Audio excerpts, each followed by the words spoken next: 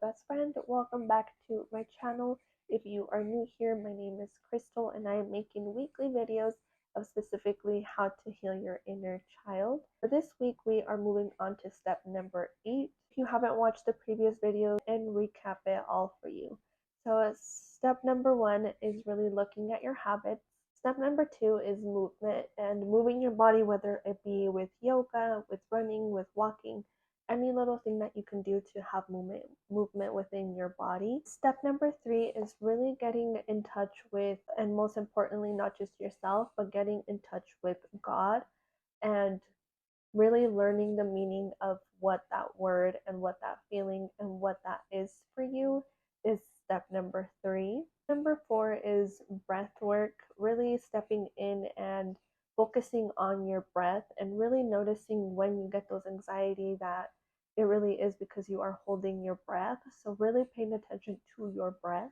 5 is giving yourself the time you need in order to heal, because healing does take time. Number 6 is to find a similar group of friends that is on a healing journey or wanting to go on this journey of healing that inner child within, and really finding similar mindsets that you can relate to. It does make this journey a lot easier. Number 7 is really bringing awareness to that part of you that is hurt. I mentioned in that video of step number 7 that think of the population of Earth and there's 100% of us. Out of that 100%, we all have different wounds from our childhood. I think every single person has experienced something different. And as far as everybody has been able, that I've read in therapists and books and everything, we all have a different wound. And out of that 100% that live on this planet, out of that 100%, 80% of people will not admit that they have a hurt inner child or that they had a childhood that affected their adulthood.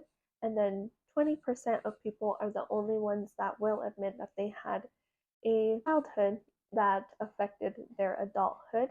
And so if you are part of that 20% that is here and following along to heal your inner child, I just want to say that I am super proud of you. Number 8 is this specific, it's going to be step number 8, but I want to call this specific episode living in survival. Because if we have a hurt inner child, if we have a hurt within ourselves, then you are most likely living in survival mode, because your nervous system is really out of whack from experiencing all those things in your childhood, regardless of what it is, if it's small. Many times, guys, like I want to add in here, wound doesn't have to be severe. So if you're someone that part of that 80% that's like, no, I didn't have a hurt inner child, I do want to add in here that if you were spanked as a child, if you got yelled at and got told that you couldn't talk back, like just simple little things like that that really cause our inner child to really get stuck and not be able to move forward. And so if you're wondering, like, what do you mean by hurt inner child, I just want to say that those little things do add up, and then there's so much more to it. Like, that's just 2 examples, but I did want to add that in there of your wound doesn't have to be severe for you to have these wounds. And so these steps that I'm really bringing in, it's for any single person on all levels. If you have a level 10 of a wound, then this will help you. If you have one level where you just got yelled at when you were younger or whatever it should be, this is going to help you as well, because it really all comes down to our nervous system and how we feel and how we react. And this is really going to show you how to bring peace to that and really start living in the present moment. Because as I have mentioned before in my previous videos, when you experience a trigger, then your mind is taking you back to the first time you experienced that trigger. So mentally and emotionally, you're not able to move forward and really get mature because of those triggers. And so what I'm doing is really walking you through of how to really heal that and let that part of you shine, so then that you can move forward and have that maturity, have that safety within yourself, because we're all just trying here, right? And so with that being said, guys, step number 8 I don't mean to go off in my soap opera, but step number 8 is really looking at how we live in survival. And there's many of these. These are just the ones that I've been noticing in myself, and I'm going to mention them to you. And after I say all of these steps, I'm going to give a recommendation of what I did, of what helped me really let go of living in survival. Okay, guys, so the first thing that I ever noticed that was keeping me living in survival, keeping me in that constant state of anxiety, was drinking. I was the type of person that I would drink alcohol any minute that I could. I was just always up for a drink. If a friend was like, let's go drink on a Wednesday night, I was there. Like, it didn't matter. I just always really gravitated towards drinking. And the reason that I say that this is keeping you in survival is because alcohol is a suppressant. Alcohol literally numbs you. And so if you are constantly drinking to have a good time, all you're doing is really drinking so you can numb yourself, so then you're not feeling those emotions that you already have when you're sober. Because alcohol is a suppressant, it really numbs your system and numbs your body. Once you come out of that numb state, that's why you get hungover, that's why you get the headaches, that's why you get that withdrawal, I guess, from drinking, because you put that suppressant into your body. And because you're putting that into your body, you're constantly resetting that little system. Think of it in that way. So you drink, right? And you might not even notice that you drink because you want to numb yourself. And I know that there's people that are like, I drink for fun. To me, I don't think that people really drink for fun, because you just ignoring the fact of like you're really putting a suppressant inside your body that's going to numb you, and therefore it's numbing your nervous system, and now you really can't feel if you're having a good time. It's just a mind thing that you already told yourself, hey, I know I'm just gonna drink alcohol to have fun. So now your brain thinks, oh, I'm gonna have alcohol to have fun, so therefore it has fun. But within your body and within your system, that alcohol really numbed you. So then therefore you turn off your intuition, you turn off like those little instincts that we all get. That is one of the things that I did stop drinking alcohol for that reason, because I felt that it was, let me put it this way, for me, I was drinking alcohol really ignore the fact that I needed some type of help. Or someone would have asked me like 10 years later, are you drinking because your nervous system, you're shutting it down? I would have said, no, I'm just drinking because I want to have a good time. But no, I look at it back now and I'm like, girl, you were just drinking because you were sad and that was your escape. So that is number one of living in survival. Number two is what you eat. I can't stress this enough. I did not know this, and once I found out, now I'm like, really, like, do I really want to eat that cheese? Do I really want to eat those Cheetos? Like, oh, I cannot stress this enough. What you eat has a big, big effect on how you feel. And one of the things I wanted to mention in this video are food dyes. Look up on TikTok, look up on YouTube, look up anywhere. There's a whole study about food dyes and how they really have an effect on ourselves. For example, for me, I have noticed that when I eat red food dye, specifically foods that have that red dye in it, I start to get really, really anxious. That food dye just does not sit well with my body. So start noticing those little things of like, what food dyes am I eating? And it's simple. Look at the ingredients and read on there, and it will tell you red dye. It literally says red dye, green dye, blue dye, yellow dye, whatever it is. The best way that I can tell you to try this out is go to the store, get some gummy bears, all different colors, bunch filled with a bunch of dye. Go to it, eat all the green ones, and then just see how it makes you feel. After, eat all the red ones, see how all the red ones make you feel, and so on. You can try is like the Gatorade, blue Gatorade, yellow Gatorade, red Gatorade, those all have food dyes. So go try those out, and that's one of the things that is keeping you in survival because those really have an effect on how we are feeling emotionally and physically and mentally. Next thing that I want to say that was keeping me in survival is not sleeping. I remember I could not sleep. Now, guys, I you can ask my boyfriend. I hit the pillow and I am out within minutes. For this, I want to mention two things. The first thing, if you have a hard time sleeping, is go and buy some magnesium. Magnesium is going to help you really get that good rest and really catch up with your sleep. Not only that, but it helps with digestion if you are someone that struggles with that. This next tip, I learned it because I was having such a hard time sleeping. I was looking up every single little thing that I could do. So I started taking magnesium, and that really helped. And then the other little thing, the other trick is when you go to sleep, you naturally, our eyes naturally go up, so they look up. And if you lay down and just take some deep breaths and then close your eyes and look up, like just put your eyes up and just relax with that breathing, your mind is gonna shut down and go to sleep. Why is that? Is because you are gonna trick your mind into going to sleep. So if you're someone that has a hard time sleeping, try that trick and go out and buy some magnesium. The next thing that was keeping me in survival is keeping up with the news. I cannot stress this enough. I unfollowed every social media outlet that has to do with news, gossip about celebrities.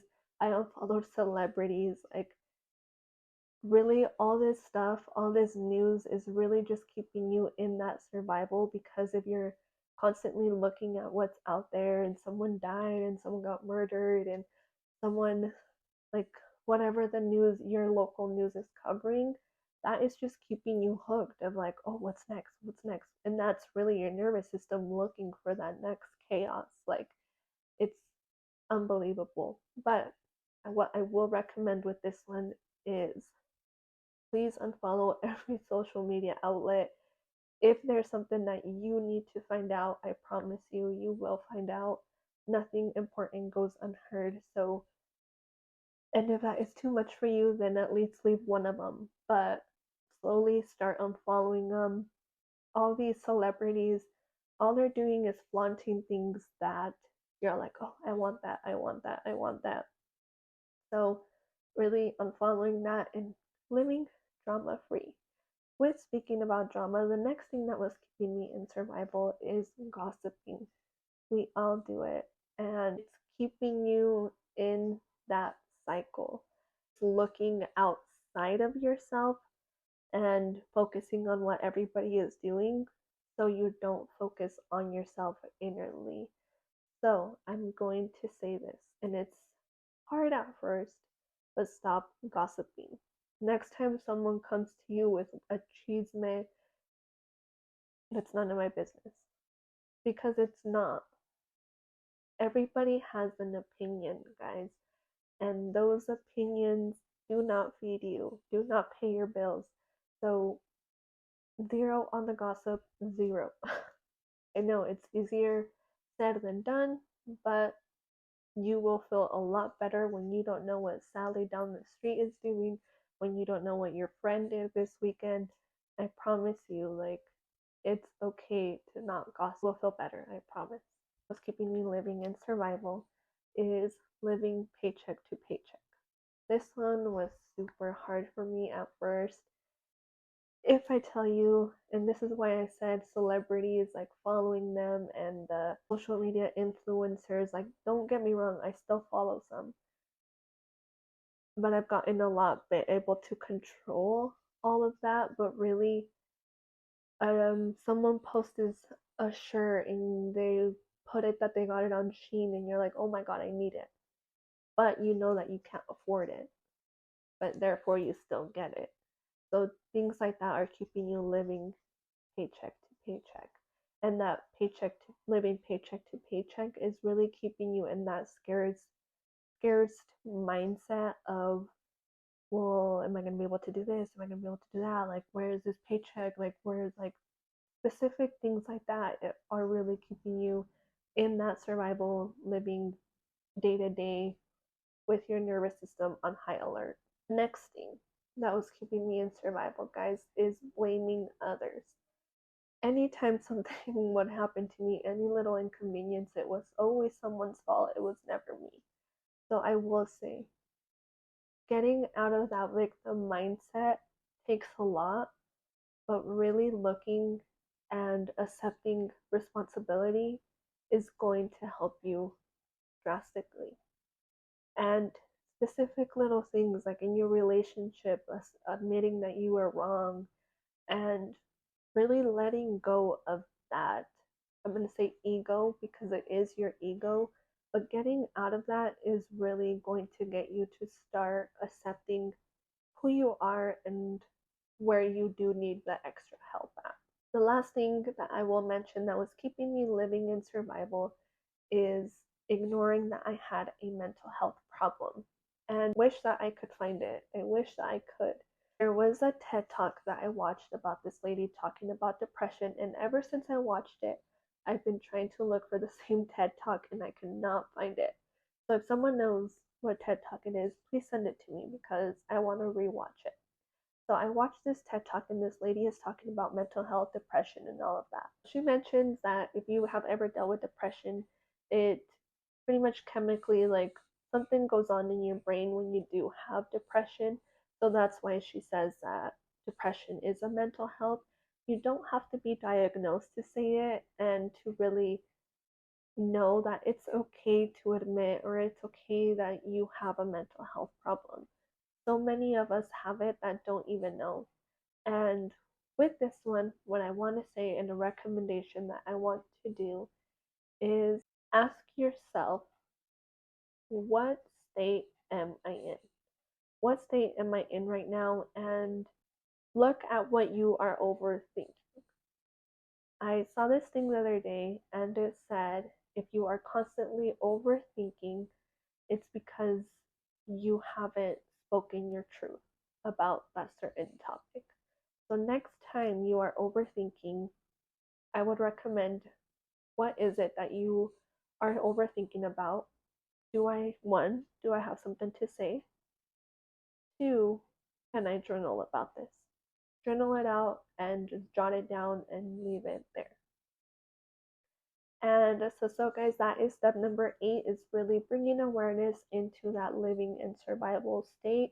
If this is you, come back next week because I am going to specifically dive in on how to heal your inner child.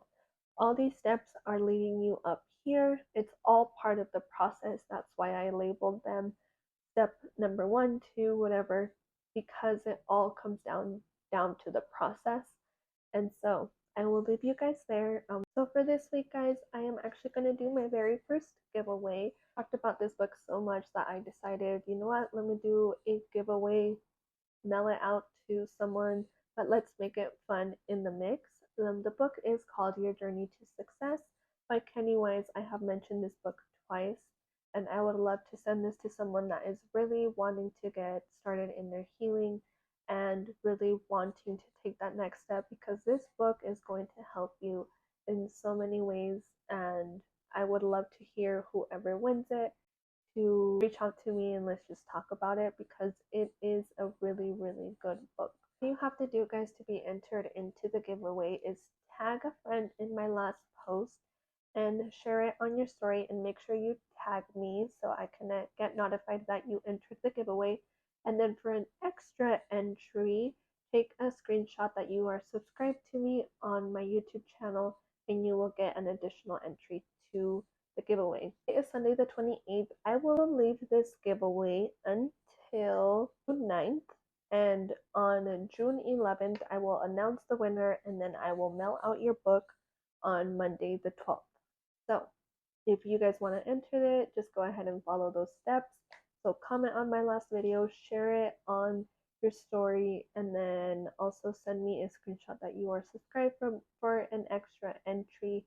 And you can enter as many times as you want, and I will leave you guys there. And I will just end on a quick prayer by just saying thank you, God, for allowing me to be here with my friend. And I just want to ask for a blessed Memorial Day weekend for every single person watching this. And I love you, God. I love you guys so much. Please take care. And I will see you guys on the next. Don't forget to comment, like, and subscribe. And I will see you guys on my next. I love you guys.